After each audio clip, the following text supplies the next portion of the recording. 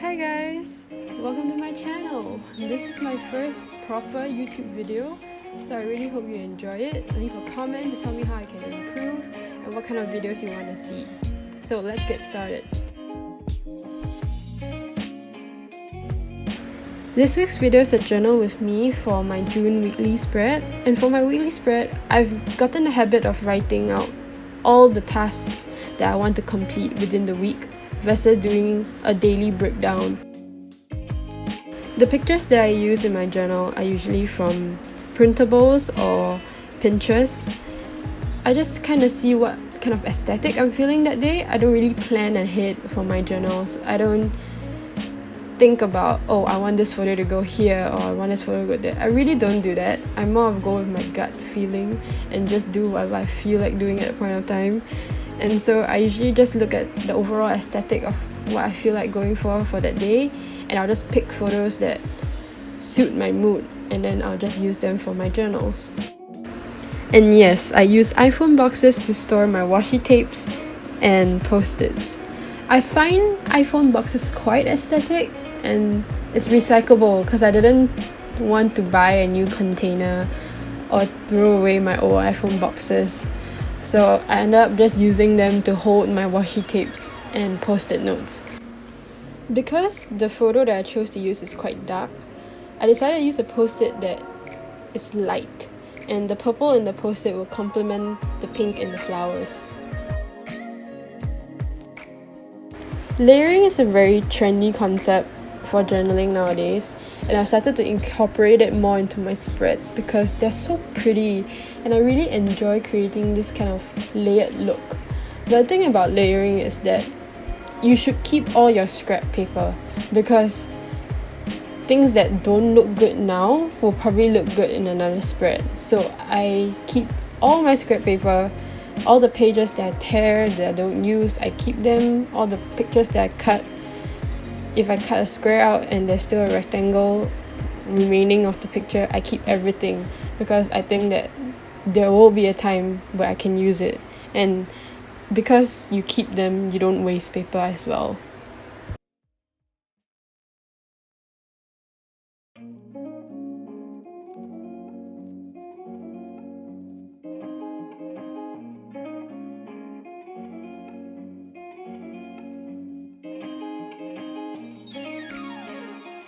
Personally, I think the trick to layering is to use different shapes, which is why I decided to cut the post-it I was using into a square, because the photo I chose to use was already rectangle. So when a square background with a rectangle photo layered on top will look slightly more aesthetic versus a rectangle on a rectangle.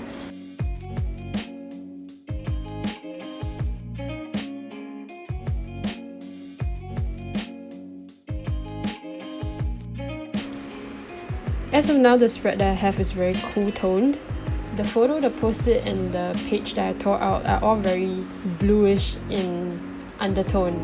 And I decided that I wanted to introduce a contrast to that. I wanted a warmer touch, which is why I decided to use a sticker that mainly consists of yellow and red and oranges, very warm tone colors, so that it looked more wholesome.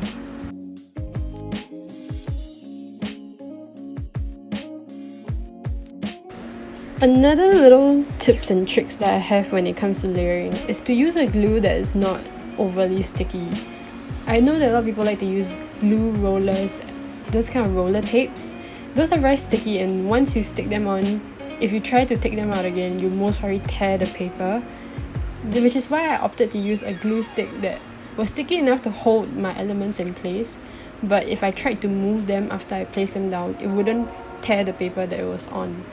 But this is also because I'm indecisive as hell, so I always want to shift my elements even after I've placed them down, and I always want to adjust it slightly. I want to push it up slightly. So I have this terrible habit of doing that, which is why I cannot use glue sticks that are very sticky, because I always want to change them. But if you're not like me and you are very decisive, and once you place it down you will never change the position, then good for you and go ahead. Something that I really love to use are grid washi tapes. Grid washi tapes are so pretty. They look so aesthetic and they come in so many different colors. The one I'm using now is a bit reddish pink, but there are plain ones, white ones, black one, blue ones, and they really complement anything on your spread. They are so pretty. I have no idea where I got this washi tape from, but I really love it, and I'm gonna get more in different colors.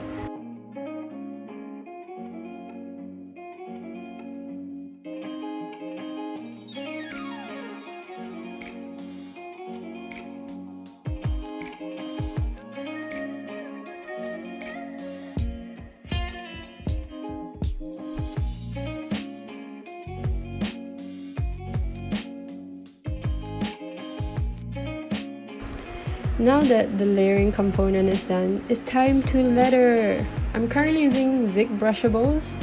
It's one of my favorite brush pens. If you guys want to know my favorite stationery list, let me know in the comments and I'll make a video on that. Or if you want a video on how to letter, also let me know. Maybe I can make a video on that too.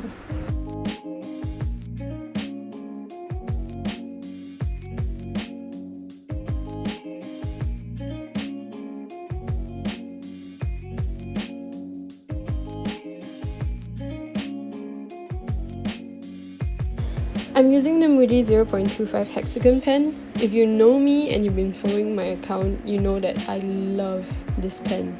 It's the pen I swear by. I've used it since I was 16 and I'll use it forever.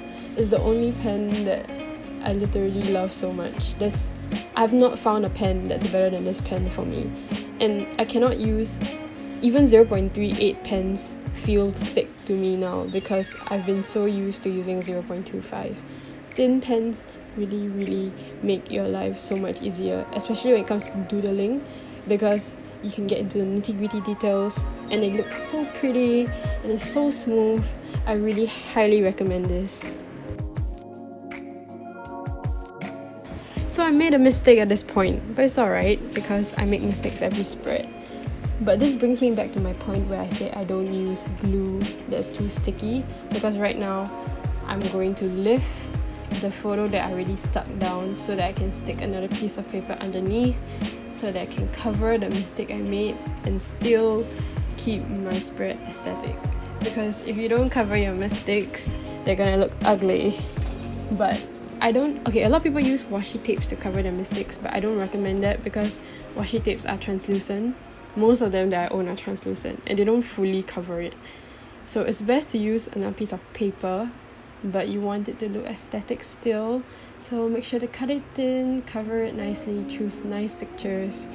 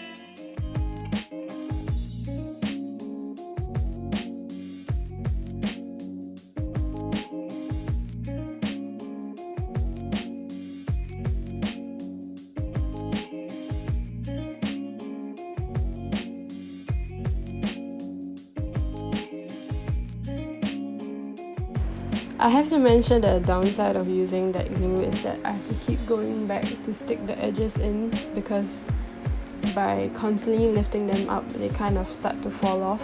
So I have to go back in with the glue again to ensure that they really stick.